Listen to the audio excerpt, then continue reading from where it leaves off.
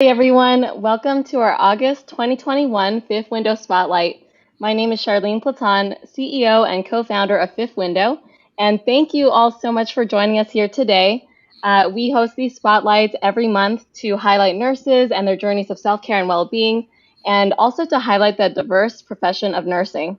And for today's spotlight, we will be able to screen questions that come in and comments that come in during our conversation.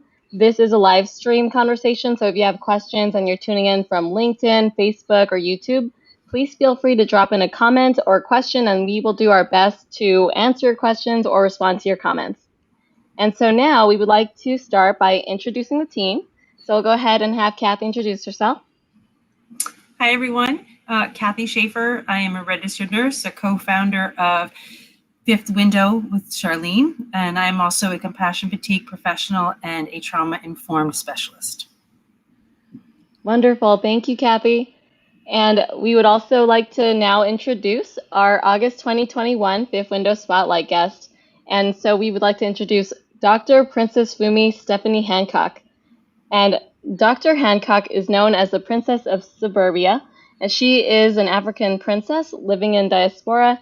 She's a board-certified psychiatric mental health doctor of nursing practice, first Black to grace the TEDx Talk platform in Al-Anjal, Saudi Arabia. She is a 17-time best-selling author. She's also considered your compassionate trauma care expert.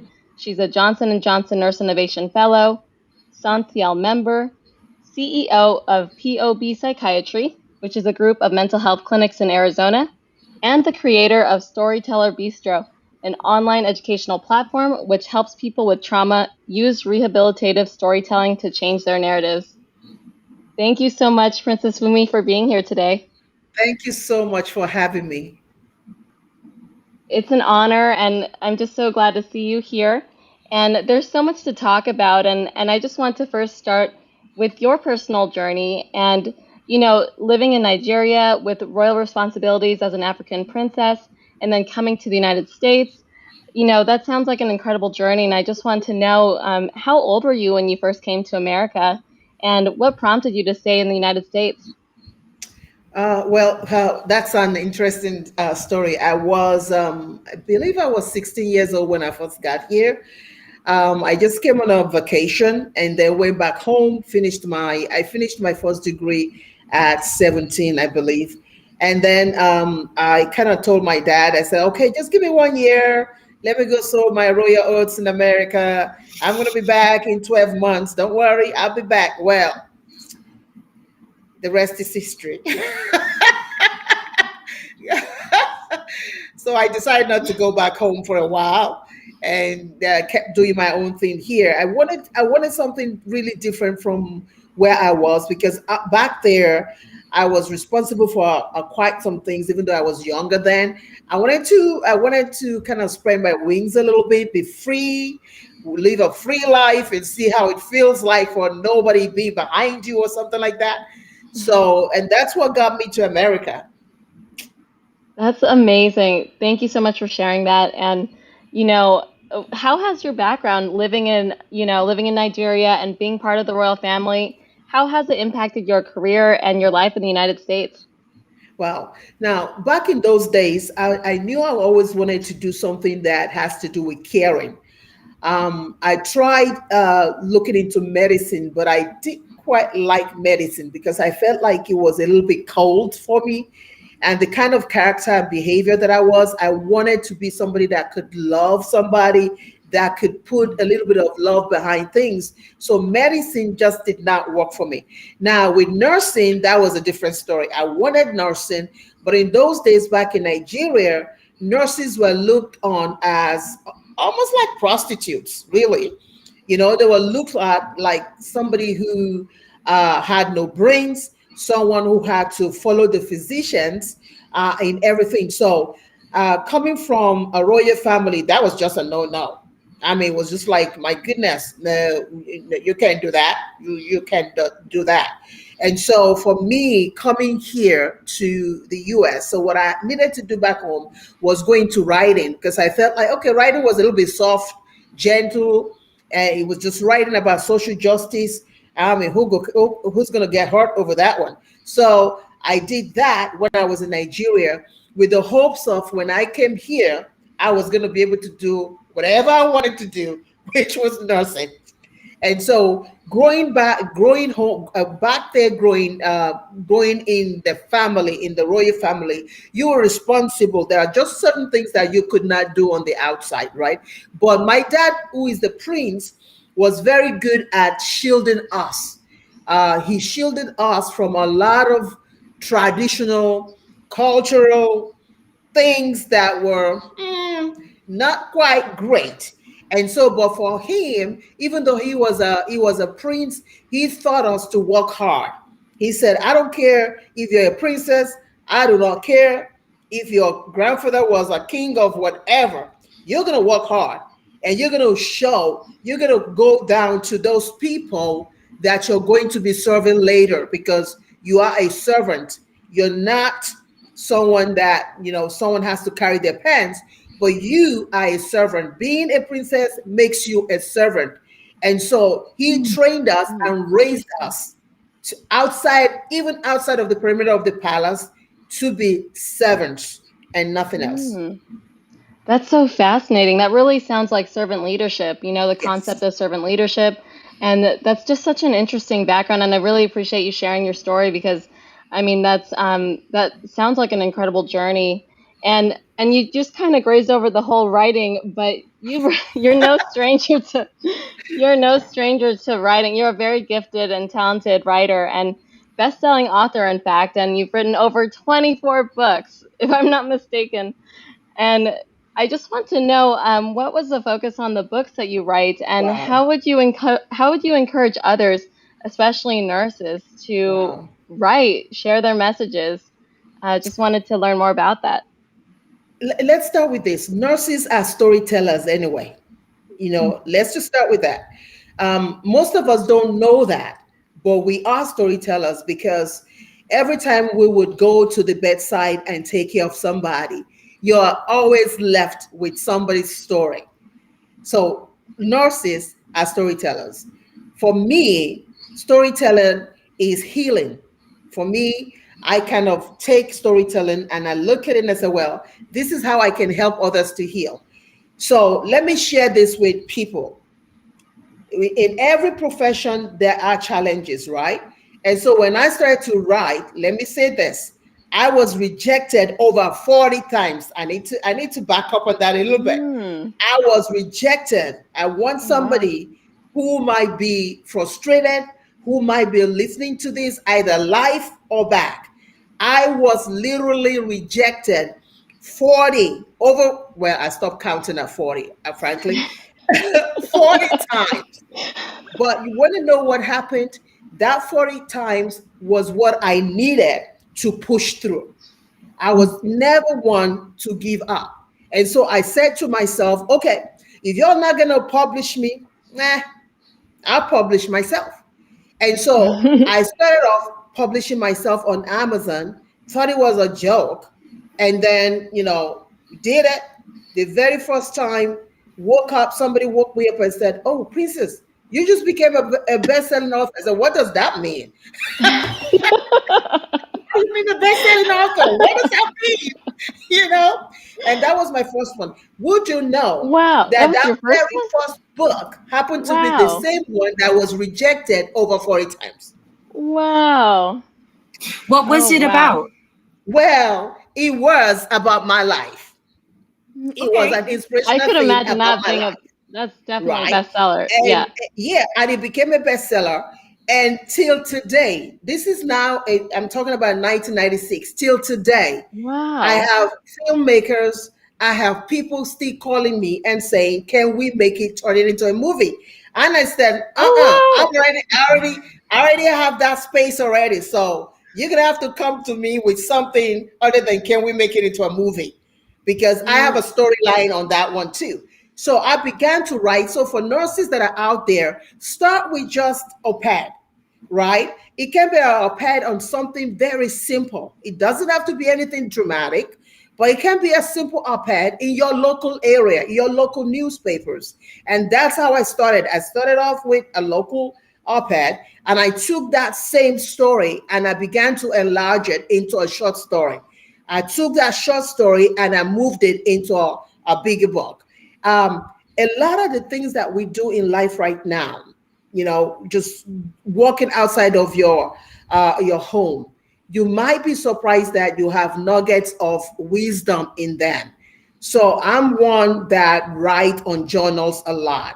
And so my first book was a compilation of about 3 or 4 journals. That's amazing. And in addition to the writing, I know you have quite a history of filmmaking. Can you tell us about that? Well, yeah, there's another story about that too. So I said to myself, I said, okay, best-selling author. Okay, that's cool. All right, I love stories too. I love stories. I'd like to know more about filmmaking. Well, I actually went to filmmaking school at New NYU. And so when I was done there, I said, oh, what could be wrong? NYU, all that, hey, bang, bang, back out. Well, it didn't go that way. So I tried knocking at Hollywood, wanted to work, wanted to write script. Mm-mm. Another bite to dust. So I decided, okay, the first one I did, the publishing, I had to kick the door down. So I guess I have to kick the door down in filmmaking. So I started the Princess of Suburbia YouTube. So for you nurses out there, you might want to look into YouTube too. So I started and I said, well, if I'm going to be good at this thing here, I might as well just start on YouTube. So some of my friends, we were sitting around just kidding, and they said, oh, you Princess of Suburbia. I said, hold it. Did you just say Princess of Suburbia? They said, yeah, you Princess of Suburbia, you prima donna, Princess of Suburbia. And that's how I ended up trademarking Princess of Suburbia and became Princess of Suburbia on YouTube. And before I knew it, in 12 months, I had over 4-point-something million people watching the Princess of Suburbia. And all I did were just skits, 4-minute skits. It didn't even have anything to do with mental health. It was just me. I'll see something going on the TV and I'll invite a friend and say, well, did you hear that? Did you see what happened there? And before I knew it, people were watching it from all over the world.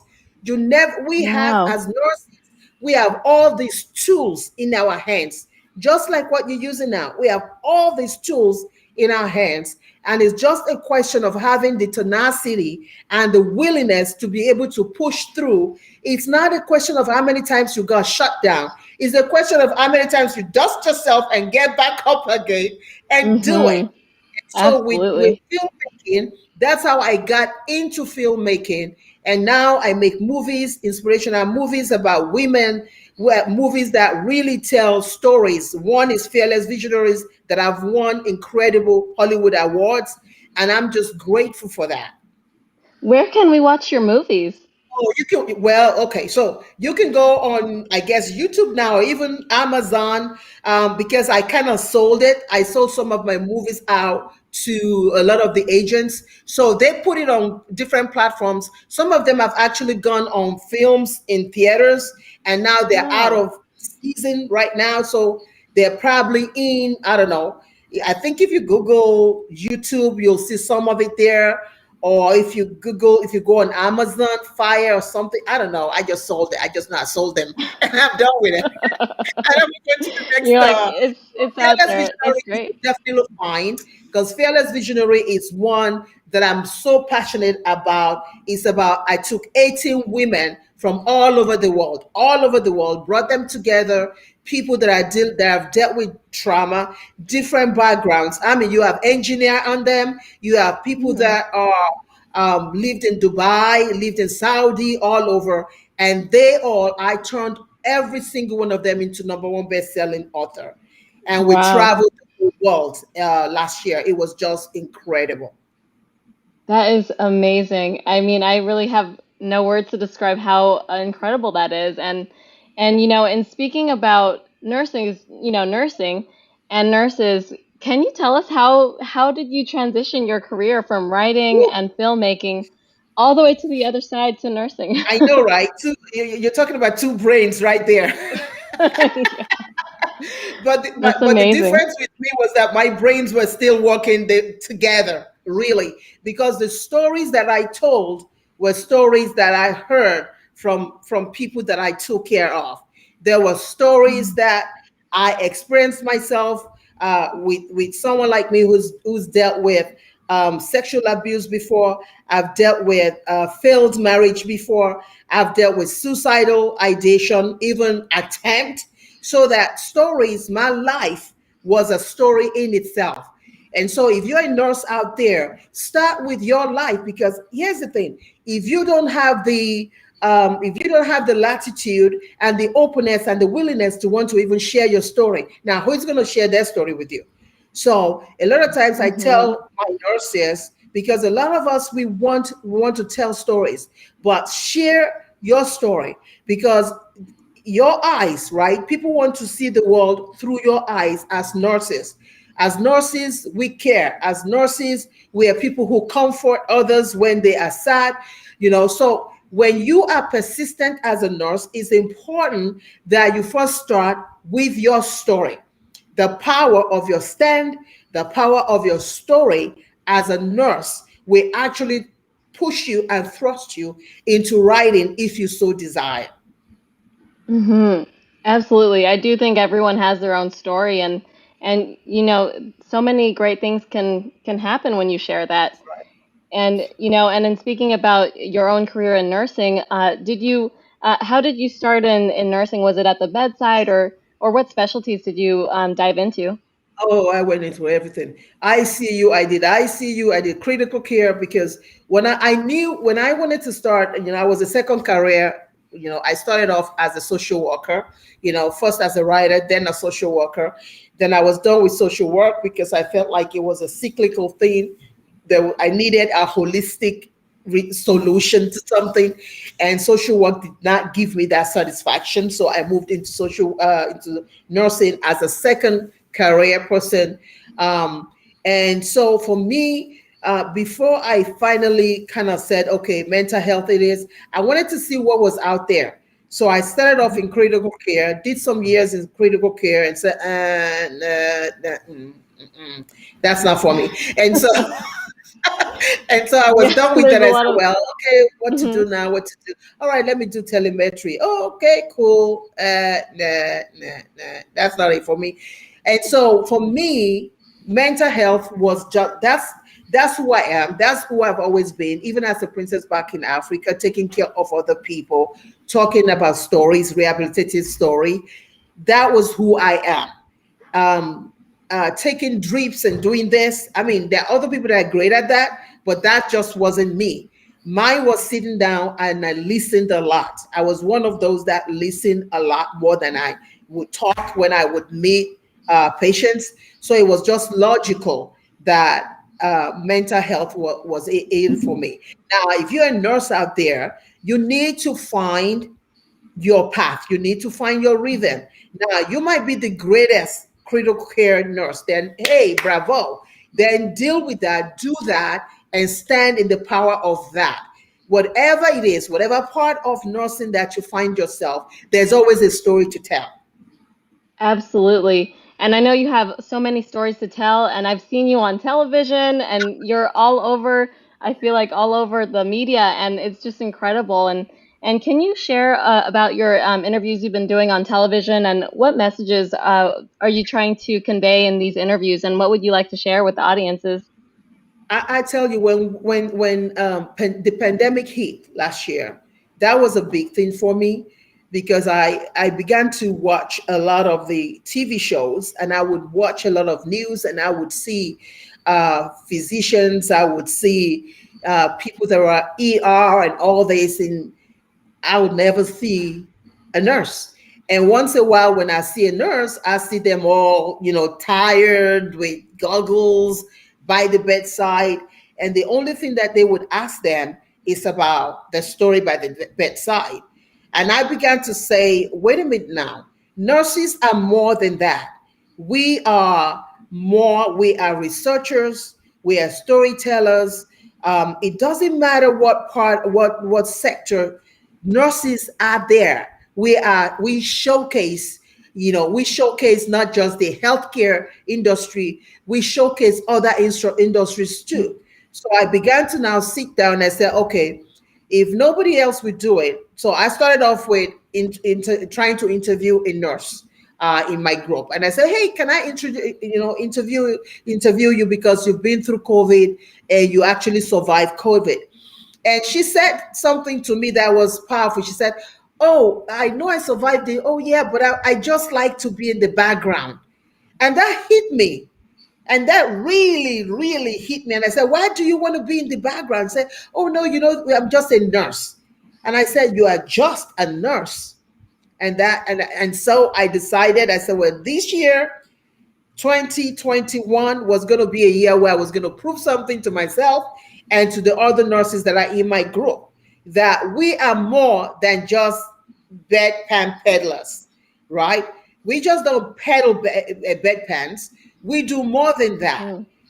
We are researchers. We are scientists. We are writers. We are all of this. And it's important that we have to showcase it. When you look at the number of things that are going on in the world right now, how many times do we get to see nurses that are really sitting, right?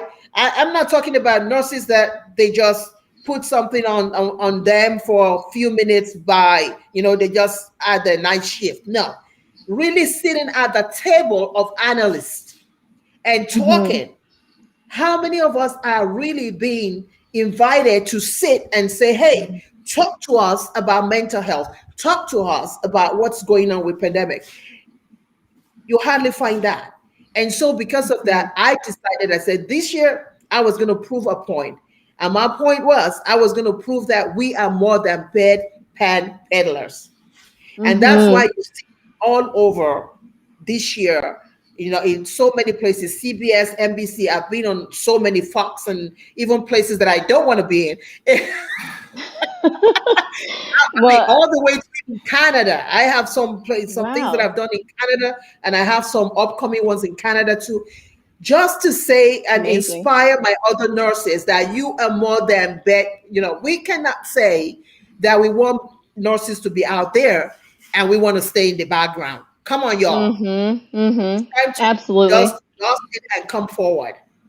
And we actually have so many comments that are coming in, and Kathy, do you want to read some of these comments? There's so much positivity coming through. Yeah. Exactly. It's all about positivity. People are just commenting that you are truly an inspiration. We have we have some people that are taking notes that you are exactly saying what needs to be said about nurses, that we are the backbone and that we need to tell our truth and we need to tell our story. And people are just commenting on everything you're saying with exclamation points and thumbs up, and you are an inspiration to them. Thank you. Yeah, absolutely. Just wanted to share because what you're saying is really resonating with the nurses who are listening, and I'm sure many more who will continue to watch this after the recording is done, or after the live stream is done. So really, thank you for being a champion for nurses and the profession of nursing.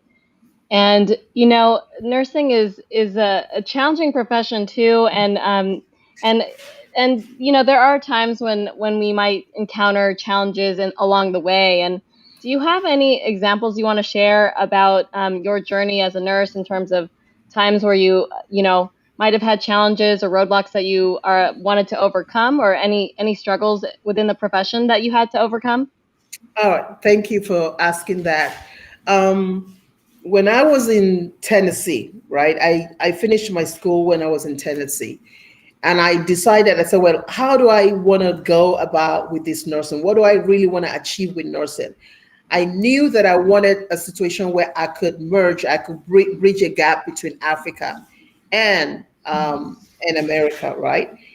But I didn't quite know how. And thank God for, Johnson & Johnson that came to kind of help me streamline it. I also knew that I also wanted to do mental health, but I still didn't know how to make that happen. So we live in this age where nurses are taking care of clinics, literally single-handedly taking care of clinics. And yet they tell us that we're not capable of doing that. They tell us that we're not capable of doing what we are already doing. They tell us, wait a minute now, you cannot own your clinic. You can't do that because you need collaboration, even though the person you're collaborating with is in Hawaii somewhere, sitting by the beach with pina colada while you're sitting in the clinic, single-handedly doing that. And so I looked at America as a whole and said to myself, well, where in these areas can I practice freely without anybody hindering me? And so that's how I ended up from Tennessee to Arizona. And coming to Arizona, right, there's a lesson for somebody out there who is listening, who is a little bit tired of the shenanigans around nursing, can't do this. And so I came to Arizona because I knew that Arizona would give me that freedom to be able to just open my clinic and just run with it. And so when I even came here, people said, you better be careful, look around here, look around there. There's a red here, there's blue there, there's middle there, all kind of people. So just be careful and all this kind of stuff. But I've never shied away from challenges. Even as a writer, I've never shied away. As a filmmaker, didn't shy away. So I wasn't going to shy away either. There were challenges with opening your very first practice. First, I had no clue what the heck I was doing, right? But this is what I did. I found me a great consultant and I hired that person. Let me repeat myself, because nurses a lot, we tend to want to just grab this and do it by ourselves and then fall flat in our faces and get up again. Yet we make a little bit that we can actually hand it over to a consultant that can help us. So I looked at my age, and I said, I ain't got no time for all this. So I just went straight and found me a consultant. I said, look, I do not have the time to start going through website trying to figure out nothing. No. So I found me a consultant and I said, look at this and this and this is what I want to achieve. Help me, walk me through it. How do I make this happen in Arizona? And how do I make it happen at a fast pace, faster than anybody can even breathe? How can I make this happen? And so I hired myself a consultant. And I think you mentioned, sorry, go ahead, Kathy. Oh, I was just going to ask, so what was the consultant in? Like, was it a business consultant? Was a regulator consultant, a healthcare consultant? What was the consultant? I found somebody that was doing what I wanted to do. She owned her own clinic. So I wasn't going to go find somebody, because there's a lot of consultants out there. Yeah. A lot of consultants. So I didn't want to cut through those tapes or whatever. And so I went and found somebody that actually, in fact, many people told me, okay, you're in Arizona. What you're trying to do, number one, how many Black people are doing it in this area? I haven't met them yet. So I went and found me the only Black one that I knew in not necessarily my area, in another area. And I said, okay. Yeah. 5% Black folk in my area. Yeah. Let's make this happen. So find yourself the right consultant. It's not about what they put on their website. Let me say that again. It's not about what they put, because we can put up a whole lot of websites. It's not about that. But this person actually owned her practice, still practicing, not was practicing, but still practicing, and could literally put me through everything. And when I opened my very first one, even my parents, everybody laughed and said, oh, stop kidding. And I said, no. I opened it. They did not believe it because they were like, in 3 months, you opened a clinic. You did that? I said, yes, I did. And they did not believe it until they saw the pictures and Hmm. everything. I was like, dang, she did it. Wow. And now you have not just one clinic, but how many clinics now? 3 clinics. In That two I in think two that's years. amazing. In two In two years. years. And it's a nurse practitioner led That's clinic. right. That's right. Hmm. And that's what I'm trying to prove. I'm not trying to raise clinics for physicians. That's not what I'm Mhm. trying to do. I'm trying to raise clinics that could also empower nurse practitioners like myself. And not only that, also doing it so that people in Africa are actually watching me on some of my shows to see that this is also possible uh, in Africa, because in Right. Africa is a totally different beast where nurse practitioner doesn't even exist, you know. Right, So right. now showing them a proof, kind of like a proof that this is what you can have out there. Yeah. I'm thinking that this is a great way also for nurses who have an established, like you said, practice, Right. act as consultants, but also mentor those who may be a little hesitant, like you That's right. know, afraid to fail. But if you have someone who's been doing this and knows the way, can guide you, these are the nurses we should be connecting with. These are the people who should be guiding us if we want to open our own practice, if we want to write, if we want to make a movie. That's right. It's That's those right. of us who've done it before. That's And a great, and yeah. it's very effective. Not only that, it also cuts, for example, if it would take you 5 years to do it, because you have that person, that 5 years become maybe 2 or even 1 year. And so for me, when I Hmm. came to Arizona, I was laser focused. I wasn't trying to be anything for nobody. I was laser focused. And my focus was I was going to start my own practice that didn't have collaboration, that didn't have all that. Well, collaboration when I talk about collaboration, I'm talking about, if if I don't have you, my practice doesn't exist. That for me was just unacceptable. It was just not acceptable to me. Now, to others, it could be because of the place that you live at. But for me, I looked at myself, I said, I'm just too old for running after anybody, being afraid, waking up afraid that if I'm making too much money, my collaborator can decide, okay, you either give me more or I'm out. I just wasn't, and I've had so many stories like that. And I was just like, I just don't have the appetite for that. So coming to Arizona just worked well for me because that was what I needed. I needed to have freedom to do what I wanted to do. Exactly. And thank you for sharing. I mean, there's a lot more comments now coming in. A lot of nurses listening are very inspired by your story. Kathy, do you want to read some of these comments out?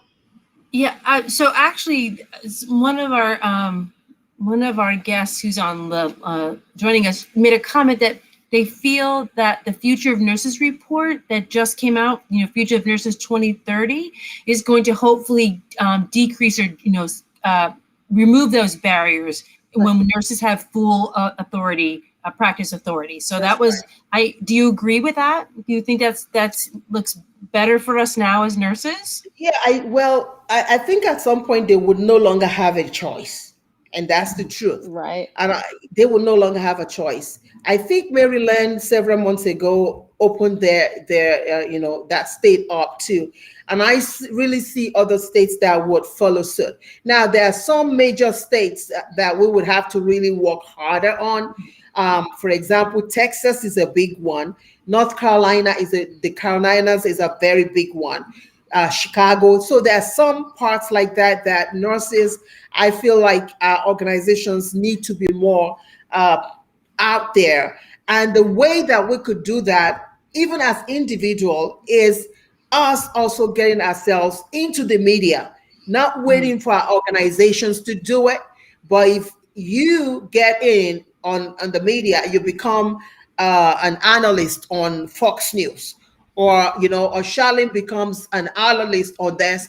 when we start having each one of us, and everywhere they go, every media they look at, instead of just seeing analysts that probably have not even practiced in 10 years, you know, on the platform, and they start seeing nurses sitting at the table, they will no longer have that choice but to say, you know what, we got to open it.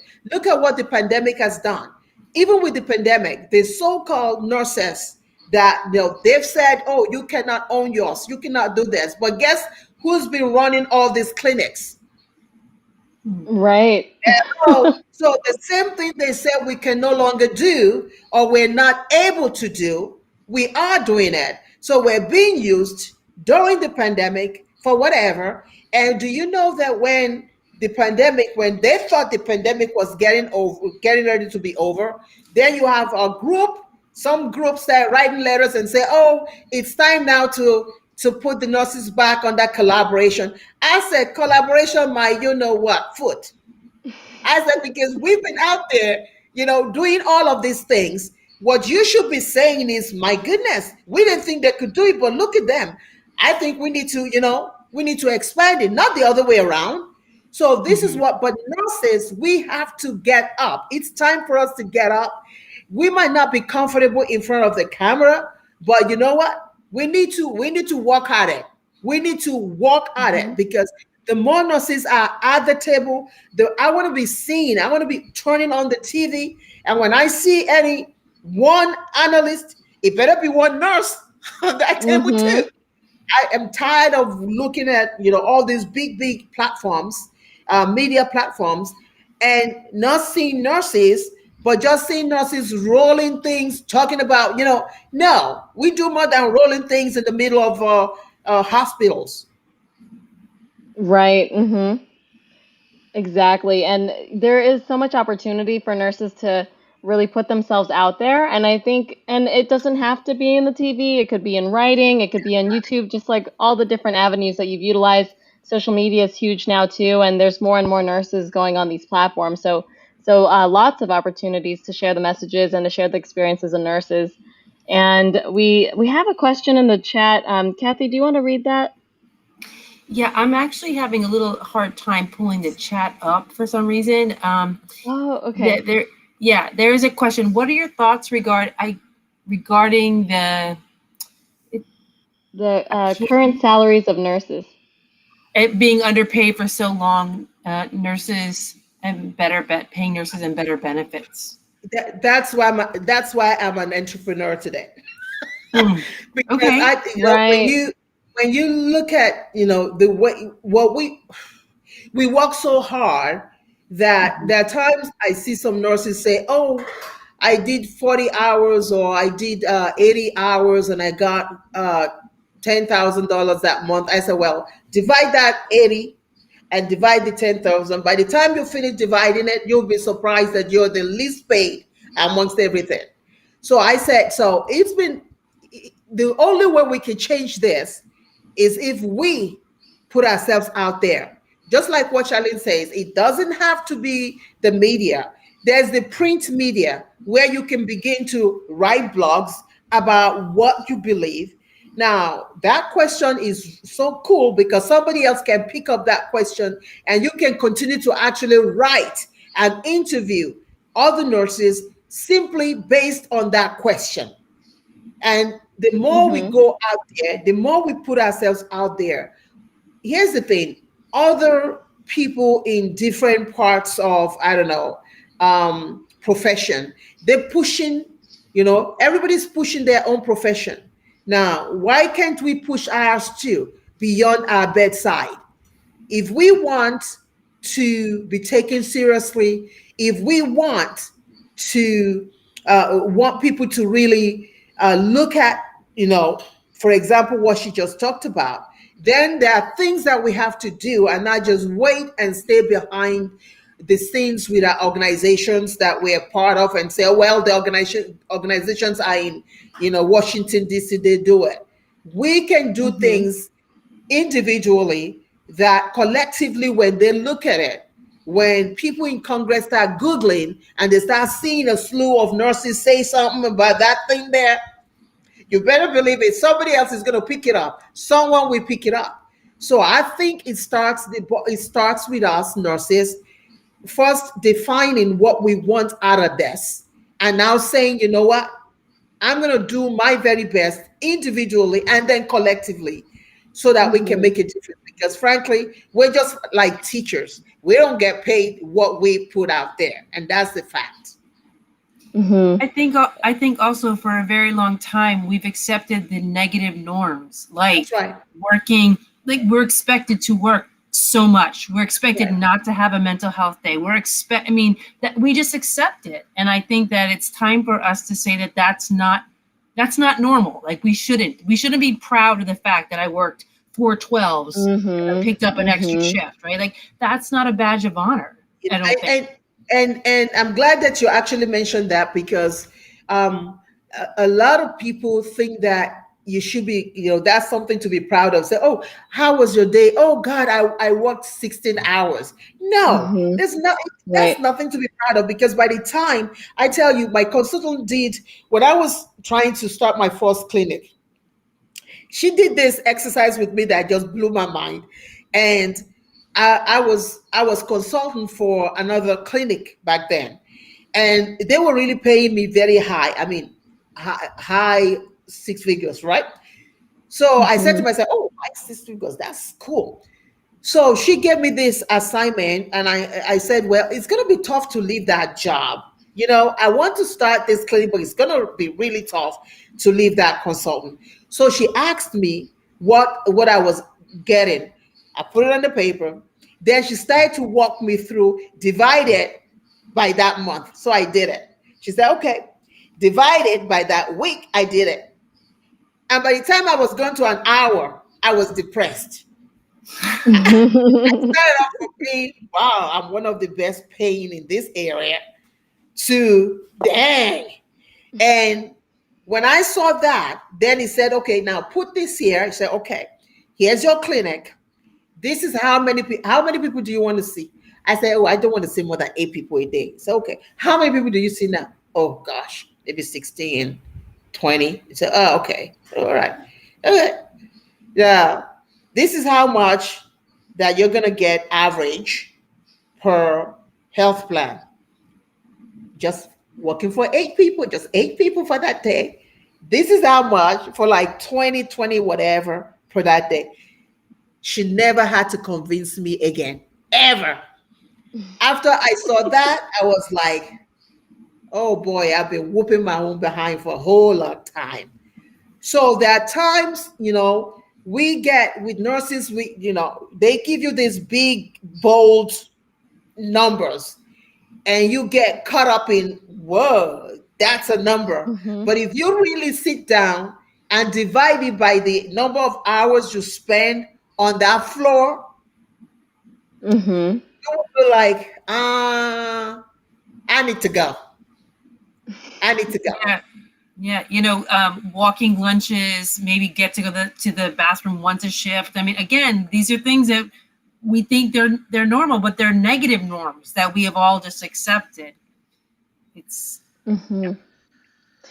Yeah, and it's, thank you for sharing that. I think it's really inspiring to see you who, you're able to open your own clinics. I mean, one is hard enough, but you have 3, and I mean, that's amazing to see. I think a lot of nurses don't realize that that is an option too. And with entrepreneurship, I mean, doors have really opened.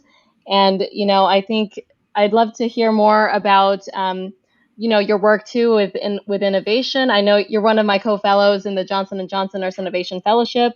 And can you tell us what you're working on within the fellowship?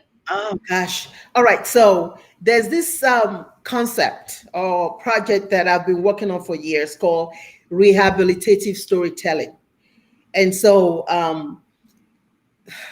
as a storyteller, I wanted to find a platform that can help me to not only tell the stories of my patients, but to also help them to use their stories to kind of heal and transform themselves from trauma to recovery. So J&J for me is an opportunity to be able to kind of take that what I'm working on right now, and also practice it in my practice, and come up with not just a platform, but also what do you call this? How do you call, a system. That's the word. An innovative system that can teach nurses to actually use it with their patients, teach therapists to use it with their patients, and also even the patient can sit back and actually use it too to move themselves from trauma to recovery. So you you have introduced yourself and you told us that you've got in your background you're a trauma care maestro. Can you tell us about the trauma care and the services you do provide? Well, as a nurse practitioner here, I do not only medication management, but I do psychotherapy. And so with me, a lot of the patients that come to me, I have a lot of veterans that come to me. I have a lot of teenagers. For somehow they're attracted to me in this area. So I have a lot of teenagers that go through suicidal ideation, that have been molested, that have just been through all kinds of trauma. And so for me, I've always been one of those that, while I study a lot of research, rehabilitative storytelling is something that took me, myself, out of trauma into recovery. And so because I was able to go through it, it wasn't something that I planned, it just happened. And so once it happened, I said to myself, ooh, I could use this and use this on somebody else again. Then I start using it and start using it. And I was like, ooh, there is something here.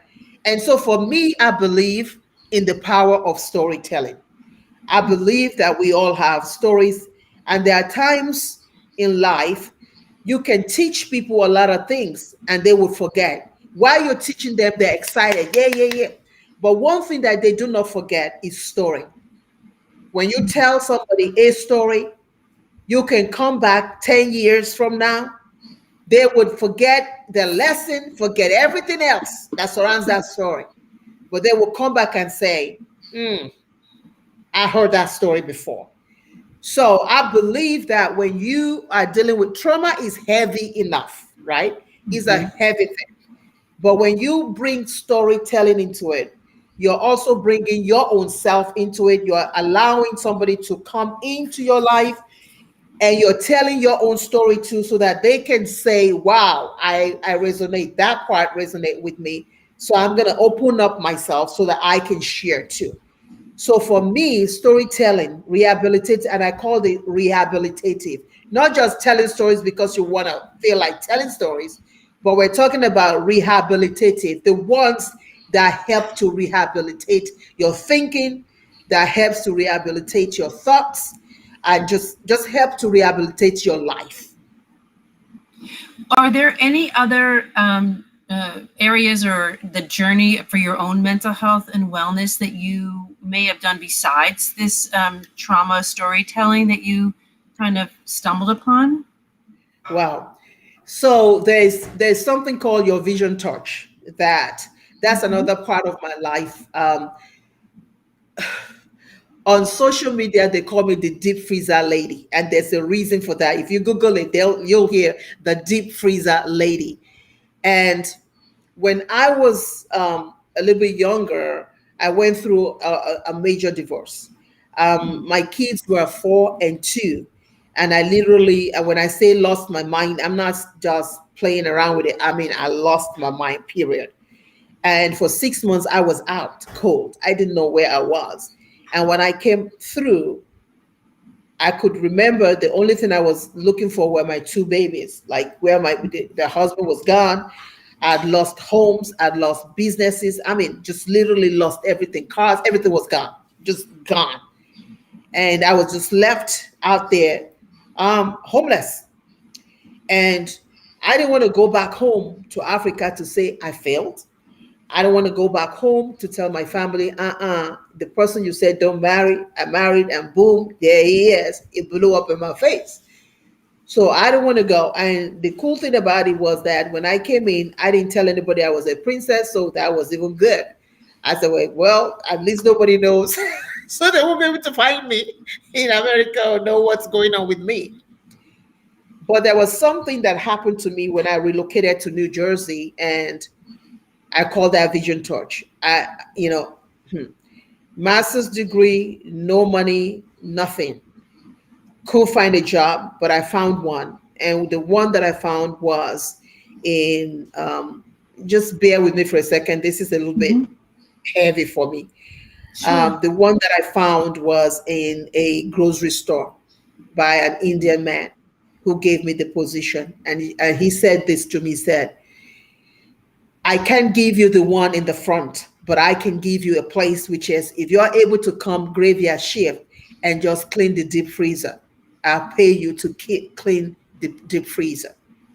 And I would go out there and I would go in and I would go in and clean the deep freezer. I was in so much pain. It's a 7-Eleven store. That's right. I remember. I was in so much pain that I would literally walk into that deep freezer and didn't feel the freezer. I didn't feel the pain, nothing. And I remember I would roll on the floor from one end to the other and I would sit there. And it was inside that deep freezer that I began to see and hear exit strategy, how the strategy of how to go from not just trauma to recovery, but from poverty, into wealth, not just wealth financially, but also mentally, emotionally, how to heal. And would you believe that at that point, the same freezer that I would initially run away from became my haven. It became my safe haven. And every night I would run into it and sat there. If you are here listening to me, you can go on Amazon and get the collection. It's called Your Vision Torch, How to Re-Engineer Your Life Purpose. And then that book came out of that deep freezer, that collection. The book itself, the journal, and also the inspirational books came out of that. So Your Vision Torch is another one that is very huge for me. There is something that I've literally changed people's lives, not just in America, but I've literally seen people written me from places that I never even knew existed on this planet that would say, well, we read Your Vision Torch, we bought the collection, and thank you for doing that. Wow, thank you so much for being so open and honest with us and with our audience. That is very brave of you to share with us in this environment. So the pandemic really has hit a lot of nurses hard in many ways. What kind of advice can you give us who've been impacted in our mental health and our mental wellness, have been impacted, especially us nurses? Like, what kind of advice can you give us who might be on the edge and feel like they're going to fall off? Yeah. A day ago, I wrote an op-ed about nurses as a whole. 2020 was supposed to be nurse of the, is it year of the nurse or something? Yeah. But the pandemic kind of took over. And I'm not too sure if we're even celebrated as much as we should be celebrated. And now we stand a risk that if we're not careful, if we as nurses do not take care of our mental health, next year might be the year of nurse exiting, the exodus of nurses out of healthcare. And the reason is because of our mental health. We are meant to care for everybody else. And nurses are the worst at taking care of themselves. And that's the truth. And so it's important that as we take that stand to take care of everybody else, we need self-care. We need to put ourselves first. There's nothing selfish about it, because look at it this way. When you take care of yourself very well, you are able to take care of somebody else, and you're able to last longer in this field that you are so needed for. So it's important that we need to start doing self-care, whatever it is that you love to do. With me, I love to write. People tell me, oh my God, you write, how could you? But that's what I love to do. So it's easy. Find something that you love to do and anchor whatever it is that you do as a nurse on that thing, and just simply enjoy life. Enjoy life.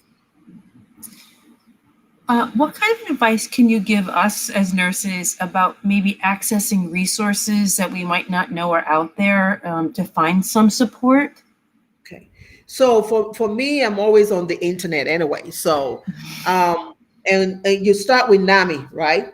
NAMI is a very good place to start, where Can you you can. say, I'm sorry, can you tell us what NAMI means? Oh, NAMI is National Alliance for Mental Illness. National Alliance for Mental Illness, NAMI. But a lot of times when you just put NAMI, you will get NAMI instead of the long stuff. And they have resources there for mental health, for even nurses, for practitioners. They have places that they can refer you to, groups. And now, because of the pandemic, there are lots of online groups that are popping up, that it's even, look at it this way, even if you don't know any kind of groups out there, if it's just 2 or 3 or 4 of you, you can come together and just form, a group of people that are supporting one another. It could be once a month that you guys meet and you just support one another. It's important that we support each other, not only a mental capacity, but also in entrepreneurship, in those areas, in writing. For me, writing is healing. Healing, that's writing for me. That's restorative. That's something that's restorative for me. So whatever it is, if you have friends, 2, 3, 4, hey, you just became a group that can support each other. Great. That's great advice. I think you and I both talked a little bit before we came on live that we both work in the space of trauma-informed care. In some ways to heal secondary traumatic stress is by sharing your narrative in a group that you feel comfortable, that you can be vulnerable with no judgments. And I think for nurses, we're a little apprehensive sometimes that we are going to be judged because we're supposed to be so strong. So finding those within our own, like you said, those few, maybe on our unit, maybe within our organization or even outside the organization that could support us is probably the first place to start. Absolutely. I think we would be surprised how many other people who are feeling the same exact way. Absolutely. Absolutely. I said something to someone in one of my op-ed 2 nights ago. I said, Lord, don't call me a hero, right? And you'll hear on the TV, everyone say, oh, nurses are heroes. I said, no, I don't want to be a hero. I just want to go back home and be safe. I want to go back home to my family. Can you not call me a hero? Do the right thing, vaccinate, do something, protect me as your nurse. If you don't tell me I'm your hero, protect me as your nurse. Help me with my mental capacity. Help me to heal. Help me to recover. Then you can call me a hero. Until then, don't call me a hero. Yes, I think we have, the more you share with us, the more I realize that you and I are much more alike than we are different, in the fact that phrase drives me crazy too. Nurses are not heroes because that implies that we don't feel, that we're not allowed to, cry. We're not allowed to be angry. We're not allowed to be afraid. So I thank you on a national level, because you have such an influence nationally to say that. And I encourage you to please say it more. Yes. Like, don't call me your hero. Exactly.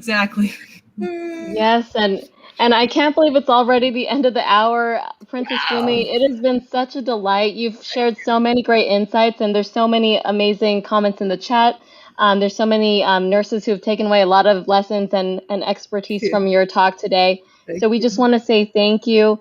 Where can people find you if they want to learn more about you or learn about your work? Oh, they can always just Google me. It's always funny when I say that. It's like, oh, Google me. Well, you are definitely, you're on the media, you're on YouTube, you have your website. What is your website? Oh, Dr. Fumi, DRFUMI, Psych DNP. Do you have a name on YouTube? somebody just asked for my name on, oh, just YouTube. reach out to Princess of Suburbia on YouTube. Great. Awesome. We hope you will come back again, because we still have Thank you. so much more to ask and talk about, and we just want to, get more information from you and learn from you, and Thank you so hopefully, much. be inspired by you. So we hope that you'll come back again Thank and you. join us, Thank you because for an having hour me. wasn't enough. An hour wasn't enough, Definitely obviously. not. We'll have It you just back went for like sure. that. It was just so much. There was so much, and we just love all the different insights you shared. Thank you, and for sharing your Thank you. story. There's just so much to take away, so we really appreciate it. And thank you to our listeners, to everyone who tuned in today from LinkedIn, from Facebook, from YouTube. We really appreciate you joining us. And if you're interested in joining us in the future, we host our spotlights for Fifth Window monthly, so please tune in. You could join us on our social media platforms as well. I'll go ahead and put the link in the chat or in the screen here. You could visit us at linktree.com/fifthwindow, or you could visit our website directly at www.fifthwindow.com if you'd like to learn more. And we will have many more spotlights to come. So we really appreciate everyone for joining. And thank you again so much, Princess Fumi. It has been an honor Thank to you. chat with you. Thank you, everybody. Thank you. Thank you. Thank you, Thank you so everyone. much. We'll see you all next time.